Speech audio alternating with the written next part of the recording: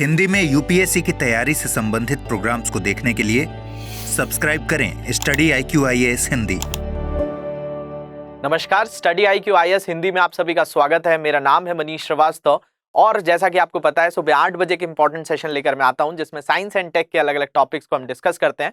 एक चैप्टर मैंने आपको पढ़ाया था एसिड, बेस एंड सॉल्ट्स, जिसको क्या कहा जाता है। एसिड्स का मतलब ही होता है अम्ल, बेस का मतलब होता है क्षार और सॉल्ट्स का मतलब होता है लवण। ये बेसिकली मैं आपको पढ़ा चुका हूं ये पूरा टॉपिक, लेकिन आज क्या करने वाले हैं हम इसके कुछ MCQs को देखेंगे, कुछ प्रीवियस ईयर क्वेश्चंस किस तरीके से घुमाकर इस टॉपिक पर पूछे जाते हैं वो भी यहाँ पे डिस्कस करेंगे। देखिए, कोई भी क्लास होती है तो हम बेसिकली टॉपिक्स कैसे पढ़ें, ये चीज मैंने आपको शुरू से जितने भी मैं साइंस एंड टेक में टॉपिक्स लेता हूं तो बेसिकली कॉन्सेप्ट पे बात होती है हमारी कि क्या पढ़ रहे हैं हम, किस तरीके से उसको अप्रोच कर रहे हैं।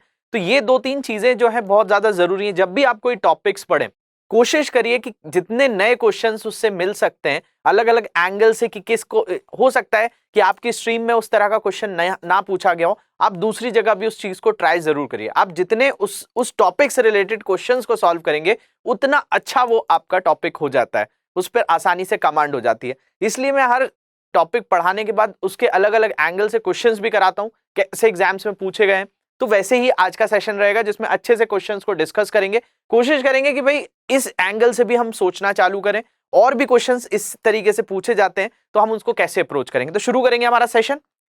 कोई भी डाउट्स आएंगे इन सोशल मीडिया हैंडल पे मुझसे जुड़ सकते हैं। लेक्चर की PDF यहां से आप डाउनलोड कर लेंगे तो इसे क्वेश्चंस का पूरा सेट आपके पास हो जाएगा, तो जरूर इसको डाउनलोड कर लीजिएगा।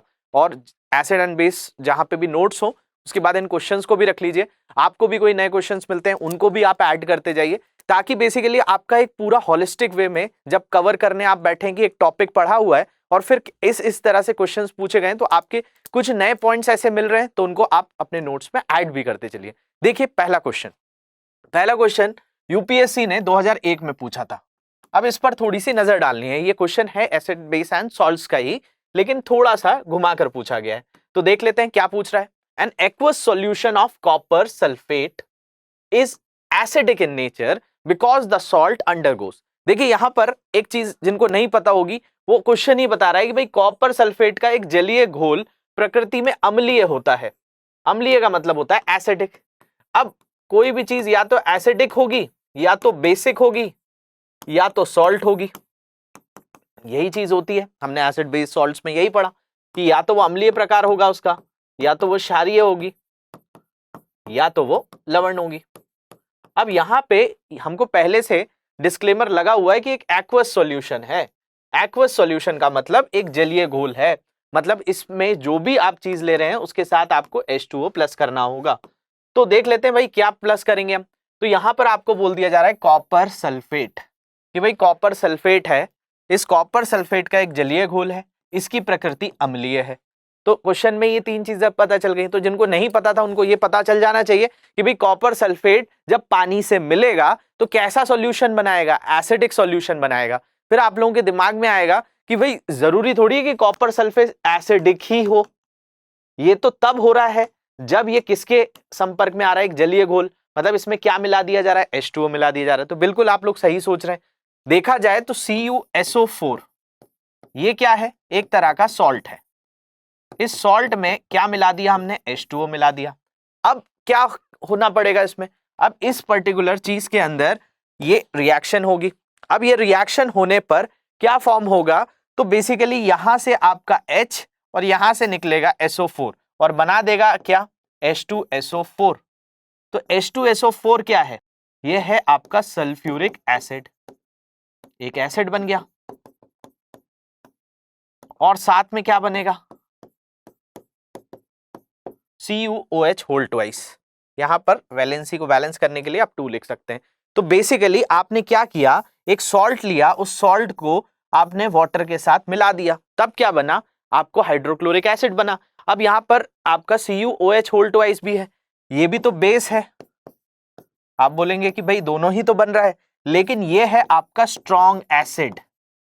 स्ट्रॉन्ग एसिड का मतलब है कि भाई ये जो एसिड है इसकी अम्लता ज्यादा है किसी की क्षारीयता से। तो कॉपर जो यहाँ पर OH होल ट्वाइस बना रहा है वो वीक बेस है, वीक बेस मतलब एक कमजोर क्षार है, अल्कलाइन है, इसलिए ये कैसा बन रहा है, ये एसिडिक बन रहा है। अब ये तो मैंने आपको बताया, ये क्वेश्चन में दिया ही हुआ था, तो हमने अभी सिर्फ ये पढ़ा कि एक एक्वस सॉल्यूशन है कॉपर सल्फेट का, वो कैसा है, एसिडिक इन नेचर है। क्यों है, मैंने आपको बता दिया कि भाई ये एसिडिक नेचर में होगा। अब पूछा जा रहा है क्योंकि नमक होता है, बिकॉज द सॉल्ट अंडरगोज, नमक या फिर यहां पर लवण शब्द का इस्तेमाल कर सकते हैं कि लवण जो है, बिकॉज द सॉल्ट अंडरगोज, ये जो सॉल्ट है आपका, ये क्या हो रहा है, इसके साथ जब ये चीज हो रही है तो ये क्या होगा, ये डायलिसिस होगा, ये इलेक्ट्रोलिसिस होगा, ये हाइड्रोलिसिस होगा, या ये फोटोलिसिस होगा। अब देखिए इन सारी जगहों पे वर्ड आ रहा है लिसिस। लिसिस का मतलब होता है संश्लेषण होना, किसी भी चीज का संश्लेषण होना, मतलब एक प्रोसेसिंग होना, एक प्रसंस्करण होना उसके साथ जाकर। अब डायलिसिस का प्रोसेस कहाँ होता है, तो आप बोलेंगे सर किडनी में पढ़ा था हमने कि हमारे वृक्क जो है वो डायलिसिस करते हैं, मतलब बेसिकली डायलिसिस का प्रोसेस जो है, जिनकी किडनी काम नहीं करती उनको डायलिसिस पर हीमोडायलिसिस किया जाता है, उनके ब्लड से जो यूरिया होता है उसको निकाला जाता है, तो डायलिसिस तो किडनी की एब्सेंस में होता है लोगों पे। अब इलेक्ट्रोलिसिस की बात करें तो इलेक्ट्रॉन का संश्लेषण होना। अब देखिए यहां पर सीधे सीधे तौर पर आपको क्या मिल रहा है, H2O मिल रहा है, तो ये क्या हो जाएगा, हाइड्रोलिसिस ही हो रहा है। तो इस सॉल्ट के साथ हाइड्रोलिसिस हो जाएगा, मतलब इसका जलीयकरण हो जाएगा, तो भाई क्या बना देगा, एक स्ट्रॉन्ग एसिड यहां पर बना देगा, जो हमको मिल रहा है और यही क्वेश्चन पूछ रहा है। तो इसका आंसर क्या सही हो जाएगा, सी हो जाएगा। तो यूपीएससी ने ये क्वेश्चन पूछा था, थोड़ा सा घुमाकर पूछा था, तो आपको ये चीज तो पता है, जब मैंने क्लास में पढ़ाई कि जब भी आपका एसिड और बेस मिलता है तो क्या बनाता है, सॉल्ट प्लस वाटर बनाता है। अब यहां पर इन्होंने उल्टा पूछ लिया कि भाई सॉल्ट में वाटर मिलाने पर आपका स्ट्रॉन्ग एसिड बन रहा है, तो ये जो है बेस का क्या इस्तेमाल है, तो बेस मैंने आपको बता दिया कि वो वीक बेस बनता है, क्योंकि डिपेंड करता है ना कि अगर आप एक स्ट्रॉन्ग एसिड को वीक बेस के साथ मिलाओगे तो उससे जो भी चीज बनेगी उसमें एसिडिक गुण ज्यादा होंगे। अगर कहीं पर स्ट्रॉन्ग जो है आप बेस मिला रहे हो, मतलब जिसका pH 7 से 14 के बीच में, मान लिया जाए किसी का pH 13 है, तो ये कैसा हो गया, ये एक स्ट्रॉन्ग बेस हो गया। अब ऐसी चीज को आप एसिड के साथ मिलाओगे तो जो भी सॉल्यूशन बनेगा उसके अंदर बेसिसिटी होने की संभावना बढ़ जाएगी, मतलब क्षारीयता बढ़ जाएगी, अम्लता उसमें कम रहेगी। तो इस तरह का क्वेश्चन पूछा गया था। करेक्ट आंसर इसका सी है। कोई भी और डाउट्स आएंगे तो कमेंट सेक्शन में मुझे जरूर बताएंगे। पढ़ते हैं अगले क्वेश्चन की तरफ। अगला क्वेश्चन यूपीएससी ने 2003 में पूछा हुआ है। अब देखिए इस क्वेश्चन को भी बहुत अच्छे से समझना है। With reference to ionic compounds consider the following statement. अब यहां पे बात किसकी हो रही है, आयनिक कंपाउंड्स की हो रही है, तो यहां पर आयनिक यौगिकों की हो रही है। कई बच्चों के दिमाग में डाउट आएगा कि भाई आयनिक कंपाउंड का मतलब क्या होता है। तो देखिए आयनिक कंपाउंड का मतलब ये हो गया बेसिकली कुछ ऐसी चीजें जो बैलेंस हो गई हैं। बैलेंस कैसे हो गई हैं, मतलब कि जैसे Na था, सोडियम था, अब सोडियम का एटॉमिक नंबर आपने पढ़ा है 281 होता है, इसके पास क्या है, एक इलेक्ट्रॉन एक्स्ट्रा है। Cl की बात करें तो इसका होता है 287, इसके पास एक इलेक्ट्रॉन की कमी होती है। ये दोनों क्या करते हैं, Na प्लस करके एक इलेक्ट्रॉन दे देता है, Cl माइनस करके एक इलेक्ट्रॉन ले लेता है, और ये बन गया NaCl। अब ये क्या है, एक आयनिक कंपाउंड है। आयनिक कंपाउंड कैसे है कि भाई इन्होंने अपने जितने इलेक्ट्रॉन की कमी थी उसको पूरा कर लिया, जितने ज्यादा थे उनको दूर कर दिया। KCl एक बहुत अच्छा एग्जाम्पल है आयनिक कंपाउंड का। तो अब आप समझेंगे अच्छा ये तो बहुत ही हमने बहुत सारी बार NaCl KCl देखा है, तो भाई इसी को आयनिक कंपाउंड्स बोलते हैं। आयनिक कंपाउंड्स का मतलब कि अपने पॉजिटिव नेगेटिव को बैलेंस कर लो और अच्छे से वहां पर एक तरीके से स्टेबल कंपाउंड बन जाओ, तो उसको आयनिक कंपाउंड कह दिया जाता है। अब यहाँ पे बोला जा रहा है कि भाई एक आयनिक कंपाउंड ले लिया जाए। अब आयनिक कंपाउंड में हमने यहाँ पे बढ़िया सा एग्जाम्पल लिया है किसका, NaCl का। NaCl मतलब जो घर में आप टेबल सॉल्ट यूज करते हैं, जो नमक होता है खाने वाला नमक, वो एक आयनिक कंपाउंड है। अब देखिए उसी आप यहाँ पर अप्लाई करके देख लीजिए, कुछ नहीं आ रहा है तो। अब देखिए स्टेटमेंट क्या दिया है कि ionic compounds are insoluble in alcohol. Ionic यौगिक अल्कोहल में अघुलनशील होते हैं। फिर ionic compounds in the solid states are a good conductor of electricity. ठोस अवस्था में आयनिक यौगिक विद्युत के सुचालक होते हैं। ये आपसे पूछा गया है, तो आप इसमें बताना है आपको कि भाई कौन सा स्टेटमेंट सही है। तो आप सोचेंगे कि भाई अल्कोहल भी तो वाटर ही है, जैसा ही दिखता है। इसमें अगर सॉल्ट मिला देंगे तो वो भी क्या होगा, वो भी डिसॉल्व हो जाएगा। लेकिन ऐसा नहीं है, आयनिक कंपाउंड्स जब भी अल्कोहल में जाते हैं तो वो इनसॉल्युबल रहते हैं। तो पहला स्टेटमेंट तो एकदम करेक्ट है। अब ionic compound in the solid state, solid state मतलब ठोस अवस्था में, तो क्या वो गुड कंडक्टर होते हैं? तो नहीं, वो बैड कंडक्टर होते हैं। लेकिन अगर उनमें वाटर मिला दिया जाए, वो लिक्विड स्टेट में चले जाएं, घुलनशील हो जाएं, तो वो जाकर गुड कंडक्टर बनते हैं। तो इसका दूसरा स्टेटमेंट गलत है, पहला स्टेटमेंट सही है। तो इसका क्या हो जाएगा, ओनली 1 हो जाएगा। तो बहुत अच्छे से आप आंसर कर सकते हैं कि ओनली 1 जो है, क्योंकि आपको बताना था यहाँ पे कि भाई कौन सा स्टेटमेंट जो है वो सही है। ओनली 1 सही है, ओनली 2 सही है, दोनों सही है, दोनों तो हो नहीं सकते, नाइदर 1 नाइदर 2। तो ये वाला अल्कोहल में जब सॉल्ट जाएगा तो वो डिसॉल्व नहीं होगा, लेकिन वाटर में हो जाएगा। तो ये दोनों में अंतर है। इसके बाद देखिए, the chemical used as a fixer in photography, photography में फिक्सर के रूप में प्रयुक्त होने वाला रसायन। ये थोड़ा सा पुराना क्वेश्चन है, 95 में पूछा गया था यूपीएससी में, लेकिन अच्छा क्वेश्चन है ये जो है आपसे फोटोग्राफी रिलेटेड जो है आपका फैक्ट पूछ रहा है। तो देखिए, फोटोग्राफिक जो फ्रेम्स होते हैं, नेगेटिव्स वगैरह आपने देखे होंगे, इनमें सिल्वर ब्रोमाइड का यूज होता है। अब यहां पे क्वेश्चन जो पूछ रहा है कि भाई इसके लिए फिक्सर करना, मतलब फिक्सर का मतलब जो फोटोग्राफिक फ्रेम्स होती हैं उनमें ऑक्सीडाइजिंग एजेंट की तरह क्या काम करता है। ऑक्सीडाइजिंग एजेंट का मतलब इसमें ऑक्सीकरण की जरूरत होती है। तो ये जो आपकी फिल्म होती है सिल्वर ब्रोमाइड जिसपे अप्लाई किया जाता है, तो नेगेटिव से फोटो बनाने के लिए फिक्सर का प्रयोग किया जाता है, जिससे आप फोटोज देख पाते हैं। लेकिन जब उनको कैमरे से खींचा जाता था, आजकल तो डिजिटल का जमाना है, तो आप लोगों ने शायद ही नेगेटिव्स देखे हों, लेकिन पहले नेगेटिव्स का बहुत ज्यादा रोल चलता था। कई बार फोटोज से ज्यादा उनके नेगेटिव को संभाल के रखा जाता है कि फोटो भले खराब हो जाए लेकिन नेगेटिव से हम फिर से फोटो निकलवा लेंगे। तो वो नेगेटिव्स के अंदर ऑक्सीडाइजिंग एजेंट की तरह किसी चीज को इस्तेमाल किया जाता है, उस चीज का नाम है सोडियम थायोसल्फेट। तो याद रखेंगे कि भाई ऐसा केमिकल जो फिक्सर की तरह काम करता है फोटोग्राफी में और ऑक्सीडाइजिंग एजेंट है, एक ऑक्सीकरण करने वाला जो है एक एजेंट है, तो वो कौन सी चीज है, वो है सोडियम थायोसल्फेट। तो ये याद रख लेंगे कि फिक्सर की तरह काम करता है। बहुत ही सिंपल सा क्वेश्चन है। अब देखिए, एक क्वेश्चन है एंटा एसिड्स आर, एंटा एसिड्स का मतलब क्या हुआ? तो भाई एंटा एसिड्स का मतलब सीधा सीधा है कि भाई ये किसका एंटी है, ये एसिड का एंटी है। तो एसिड का उल्टा क्या, तो बेस। तो ये आंसर तो आप आसानी से दे देंगे, लेकिन बेसिकली एंटा एसिड्स हैं क्या? तो एंटा एसिड्स जो होते हैं, जैसे आप मेडिसिन खाते हैं तो इन मेडिसिन में भी अलग अलग प्रकार होते हैं। तो एंटा एसिड्स वो होते हैं जो आप एसिडिटी होने पर लेते हैं, जैसे milk of magnesia. Milk of magnesia एक एंटा एसिड है। जो आप इनो पीते हैं उसके अंदर मिल्क ऑफ मैग्नीशिया ही होता है। वो एक तरह का क्या होता है, बेस होता है। और वो बेस क्या करता है, आपकी एसिडिटी को न्यूट्रलाइज कर देता है।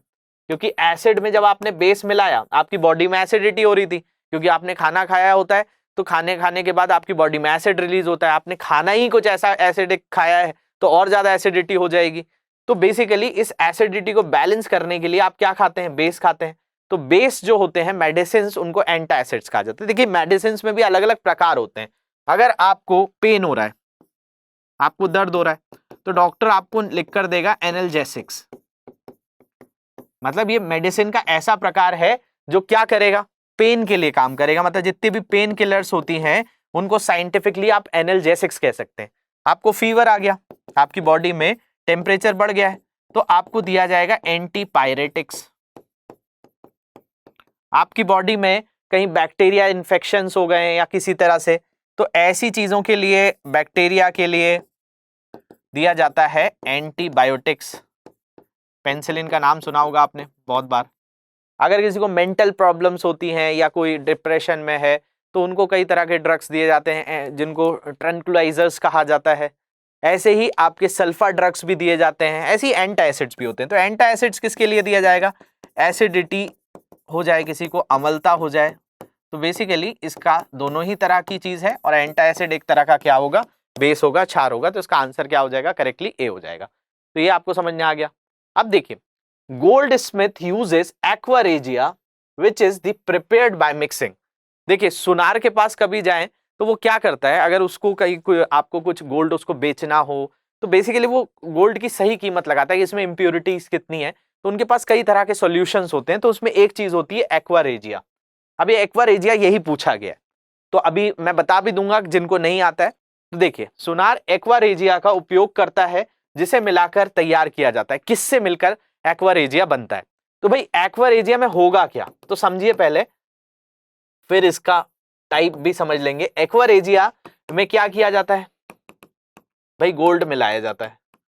अब गोल्ड जब आपने डाला तो वो क्या हो जाता है? वो एकदम डिसॉल्व हो जाता है, तो उसमें से एकदम घुल जाता है। घुलने के बाद जो जो इंप्योरिटीज हैं वो अलग हो जाती हैं। फिर गोल्ड को आप अलग कर लीजिए, फिर उससे जो है डिजाइनिंग करके मेकिंग चार्जेस जो होते हैं वो उन्हीं के ऊपर होते हैं, आप अलग अलग तरीके की चीजें बनवा सकते हैं। तो उसमें होता क्या है? तो उसमें यूज किया जाता है HCl और HNO3।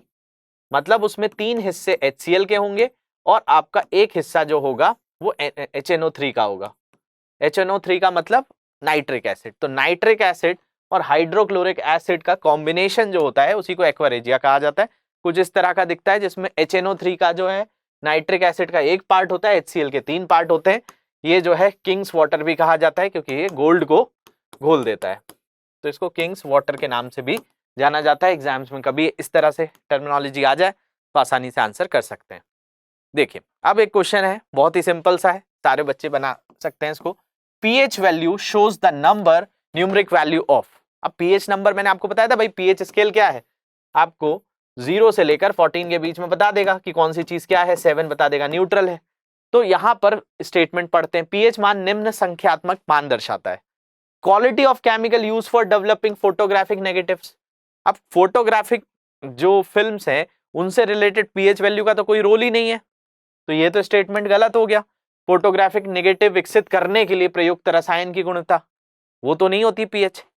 Analysing for checking purity of milk, क्या मिल्क को प्योर करने के लिए, दूध की शुद्धता के लिए क्या pH होता है? तो बिल्कुल नहीं होता है।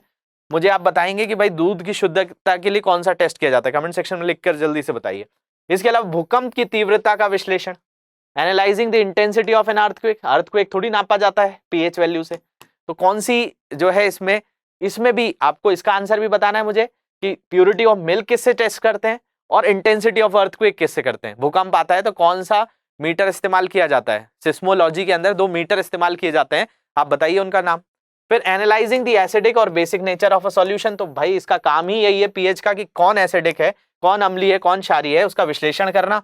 तो इसका करेक्ट आंसर हो जाएगा बी। तो ये बात आपको समझने आ गई होगी। अब देखिए, 2003 में यूपीएससी ने एक क्वेश्चन पूछा है। क्या क्वेश्चन पूछा है? Which one of the following statement is not correct. अब यहां पे स्टेटमेंट बताना है आपको कौन सा करेक्ट नहीं है, तो देख लेते हैं कि कौन सा स्टेटमेंट करेक्ट नहीं है। तो भाई एक स्टेटमेंट इनकरेक्ट होगा तो बाकी 3 स्टेटमेंट करेक्ट होंगे, तो हमें कुछ नए फैक्ट्स भी पता चल जाएंगे। तो निम्नलिखित में से कौन सा कथन सही नहीं है, इसके बारे में आपको बताना है। The presence of NaCl increases the rate of setting of plaster of Paris. NaCl की उपस्थिति से प्लास्टर ऑफ पेरिस बनने की दर बढ़ जाती है। प्लास्टर ऑफ पेरिस आपने देखा होगा, इंटीरियर वगैरह जब घर पे कराया जाता है तो प्लास्टर ऑफ पेरिस कई तरह के पिलर्स में, कई तरह के आपके जो फॉल सीलिंग्स वगैरह के काम होते हैं वहां पे इसका इस्तेमाल किया जाता है। तो ये बताया जा रहा है उसके अंदर जो NaCl होता है वो इंक्रीज कर देता है रेट ऑफ सेटिंग, मतलब वो जमने का जो रेट है वो तेज हो जाता है क्या NaCl से। तो बिल्कुल NaCl का यही काम है। This statement is correct. अब हमारा काम क्या है? हमें तो नॉट करेक्ट ढूंढना है, तो भाई ये तो सही है। अब दूसरा, gypsum is added to cement to slow down its rate of setting. Cement के जमने की दर को कम करने के लिए उसमें जिप्सम मिलाया जाता है, तो ये भी एकदम सही है। जिप्सम का प्रयोग भी जो है इसलिए किया जाता है कि सीमेंट एकदम से हार्ड ना हो जाए, उसके अंदर जो है एक तरीके से सॉफ्टनेस बनी रहे, जब वाटर के साथ मिले तो धीरे धीरे करके वो स्ट्रांग बने। All alkaline earth metals formed hydrate salt. सभी क्षारीय पृथ्वी धातुएं जल योजित लवण बनाती हैं, तो जितने भी अल्कलाइन अर्थ मेटल्स हैं ये ही बनाते हैं। लेकिन जो 4th स्टेटमेंट दिया हुआ है बेरियम एंड स्ट्रोंशियम, अब ये आते हैं किसमें? तो ये आपका आएंगे ग्रुप 2 के अंदर, और ये जो होते हैं हाईली रिएक्टिव होते हैं, बहुत तेजी से ये किसी के साथ भी क्रिया करते हैं। तो ये जो है प्रकृति में मुक्त रूप से कभी नहीं मिलेंगे, जो भी जितना ज्यादा रिएक्ट करेगा किसी ना किसी के साथ कंबाइन होगा। तो डी ऑप्शन जो है वो इनकरेक्ट है, बाकी ऑप्शंस करेक्ट है। बढ़ते हैं एक और क्वेश्चन की तरफ। 2005 में यूपीएससी ने क्वेश्चन पूछा है, कंसिडर द फॉलोइंग स्टेटमेंट। निम्नलिखित कथनों पर विचार करना है हमको, तो हम कर लेते हैं कि क्या है। पहला स्टेटमेंट दिया है, anhydrous sodium carbonate is commonly known as baking sodium या बेकिंग सोडा। निर्जलीकरण सोडियम कार्बोनेट को आमतौर पर बेकिंग सोडियम या बेकिंग सोडा के रूप में जाना जाता है। दूसरा, baking soda is used as a fire extinguisher. Baking सोडे का उपयोग अग्निशामक के रूप में किया जाता है। तीसरा स्टेटमेंट कह रहा है, bleaching powder are produced in Hasenclever plant. विरंजक चूर्ण का उत्पादन हेसेन-क्लेवर संयंत्र में किया जाता है। अब आपको इसमें स्टेटमेंट पहचानना है। तो देखा जाए तो सबसे पहले अगर हम बात करें यहां पर, तो आपको मिलेगा कि भाई जो सोडियम कार्बोनेट होता है एनहाइड्रस, उसको हम क्या बेकिंग सोडा बोलते हैं? नहीं, उसको हम वॉशिंग सोडा कहते हैं। जो आपके डिटर्जेंट्स वगैरह यूज किए जाते हैं उनमें जो इस्तेमाल किया जाता है वो एनहाइड्रस। एनहाइड्रस का मतलब उसमें से वाटर कंटेंट हटा दिया जाता है। अगर हम सोडियम कार्बोनेट की बात करें तो सोडियम कार्बोनेट जो है वो बेसिकली आपका यहां पर अगर हम बात करें NaHCO3, इसके अंदर तो H का कंटेंट है, तो एनहाइड्रस जो होता है वो हो जाता है कौन सा? Washing soda. तो वॉशिंग सोडा या डिटर्जेंट में आपने देखा होगा तो पानी मिलाना पड़ता है, उसके बाद वो वर्क करता है, तो ये स्टेटमेंट तो इनकरेक्ट है। इसके अलावा baking soda is used as fire extinguisher. तो बिल्कुल जितने भी फायर एक्सटिंग्विशर होते हैं, अग्निशामक होते हैं, उनमें बेकिंग सोडा का इस्तेमाल किया जाता है। इसके बाद bleaching powders are produced in Hasenclever plant. तो जहां पे ब्लीचिंग पाउडर बनाया जाता है डीकलरिंग के लिए, तो विरंजक चूर्ण का उत्पादन हेसेन-क्लेवर संयंत्र में ही किया जाता है। यूपीएससी ने क्वेश्चन पूछा था। पहला स्टेटमेंट इनकरेक्ट हो गया, बचे दोनों स्टेटमेंट, तो 2 and 3 आर दी करेक्ट। तो इसका आंसर क्या हो जाएगा? आपका बी ऑप्शन हो जाएगा।